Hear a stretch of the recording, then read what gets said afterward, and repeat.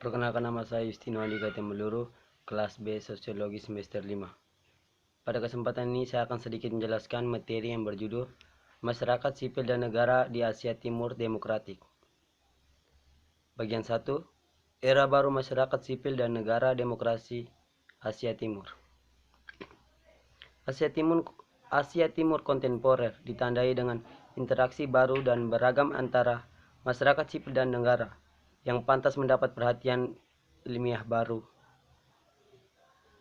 Secara khusus, volume ini berfokus pada berbagai bentuk kriteria dan pertentangan di Jepang, Korea Selatan, dan Taiwan, karena ketiga negara ini mewakili demokrasi yang sepenuhnya terkonsolidasi di kawasan ini.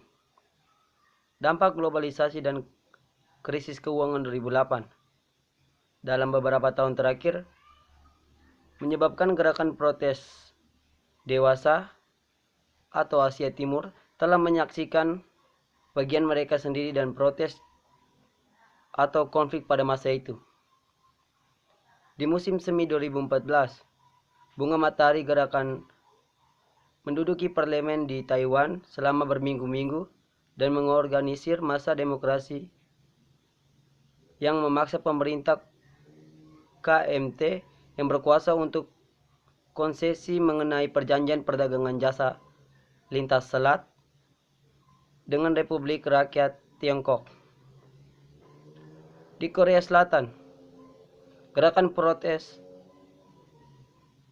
masa demonstrasi nasional dengan jutaan peserta berkelanjutan selama beberapa bulan selama periode 2016-2017 yang dipimpin untuk pengunduran diri pemaksulan Presiden Park Geun-hye. Bahkan di Jepang yang relatif tenang, bencana nuklir Fukushima dan inisiatif kebijakan keamanan saat ini, administrasi Partai Demokrat Liberal telah menghasilkan munculnya gerakan sosial baru dan demonstrasi massa yang besar tidak disaksikan dalam beberapa dekade. Bagian 2, interaksi antara lingkungan masyarakat sipil dan negara selama Ying Jeou dan Tsai Ing-wen administrasi di Taiwan. Bab ini membahas dampak politik dan ketidakpuasan rakyat terhadap beberapa masalah sekunder di Taiwan yang mendorong arus utama formasi politik seperti DPP untuk kembali ke awal pro lingkungan dan retorika keadilan sosial untuk menarik pemilih untuk tur pemilu 2016. Beberapa aktivis dan akademi yang melacak asal-usul mereka ke galaksi gerakan sosial dirancang oleh DPP setelah menang pemilu. Tujuan ini adalah untuk memverifikasi apakah 4 tahun nanti hasil konkret telah dicapai atau apakah para aktivis telah menjadi lebih tenang setelah bergabung dengan partai yang berkuasa. Bab ini mengkonsolidasikan penelitian tentang interaksi dan konflik sosial antara negara yang berkuasa untuk menggerakkan lebih banyak pengaruh di beberapa bidang dan yang baru muncul mendirikan gerakan sosial di bawah Ma Ying-jeou dan Tsai Ing-wen administrasi. Seperti di negara-negara lain, pertumbuhan dan transformasi ekonomi telah dipandu oleh keadaan kuat yang berhasil diaktifkan dan diintegrasikan dan pertumbuhan bersama. Sebagai akibat dari perkembangan ekonomi yang pesat, kelas menengah telah muncul ditandai dengan klaim yang lebih besar untuk partisipasi politik, kesetaraan sosial, serta perhatian yang lebih luas untuk masalah serta sementara banyak negara bagian yang sebelumnya kuat telah mengalami penurunan di masing-masing negara, baik dalam kemampuan untuk berhasil mengalahkan pembangunan ekonomi dan menjamin stabilitas pertumbuhan. Beberapa negara di Asia Timur telah matang menjadi sepenuhnya modern masyarakat dengan populasi berpendidikan tinggi dan prospek pekerjaan yang sangat stabil. Bab 3. Bekerja dan atau dengan sekitar strong status. Asia Timur merupakan kawasan yang didominasi dengan negara-negara berkembang yang mendukung organisasi advokasi bisnis dan kendala. Namun Jepang telah memimpin dunia dalam standar emisi selama beberapa dekade.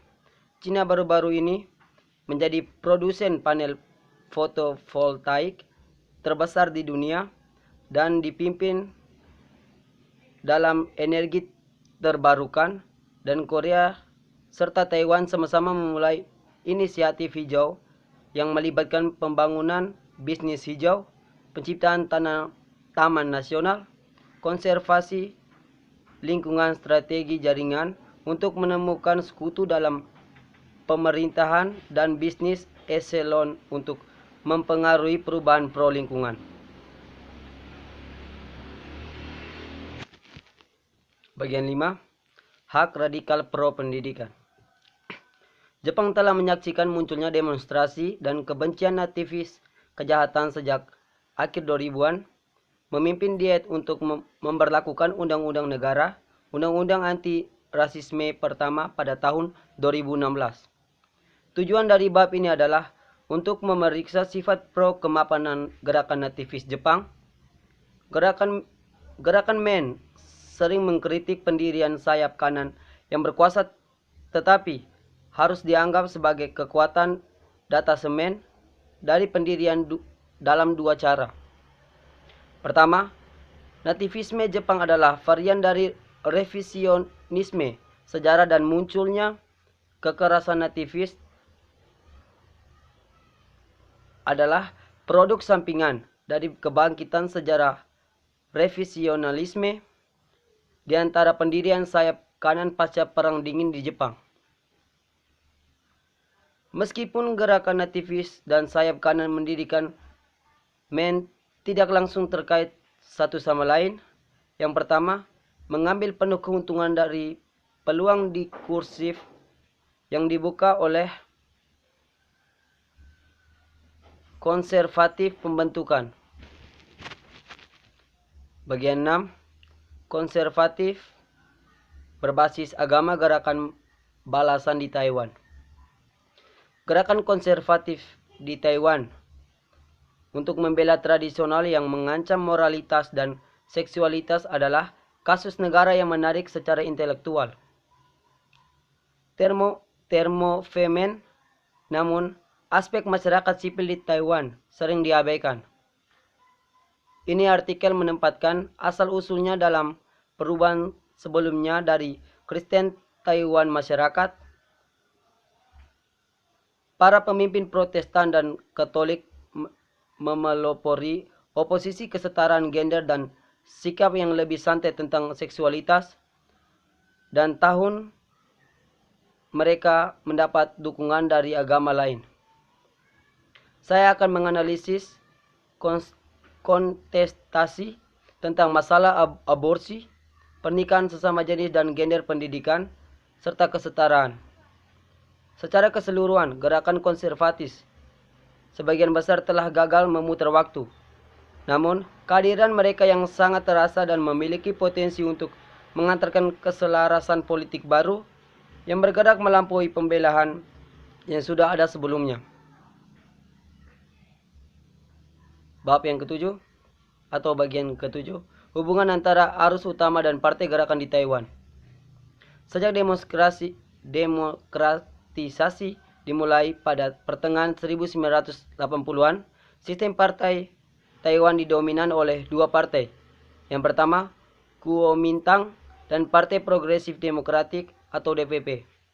Namun partai-partai kecil memiliki waktu untuk memainkan peran penting, membawa keberagaman ke dalam sistem, menekankan isu-isu yang berbeda dan mewakili masyarakat yang terabaikan. Bagian ke-8, imigrasi baru, aktivisme, kewarganegaraan dan identitas di Jepang. Bab ini membahas pengaruh kelompok advokasi imigran di Jepang, kebijakan dan imigrasi. Selama 3 dekade Jepang telah memiliki atau menjadikan imigrasi baru negara. Namun kebijakan imigrasi telah ditandai oleh ideol nasional dan fragmentasi kelembagaan, menghasilkan kebutuhan yang kurang berani, serta reformasi dan mengimunisasi aktor negara tekanan terhadap eksternal. Baik, itu saja yang bisa saya jelaskan. Sekian dan terima kasih.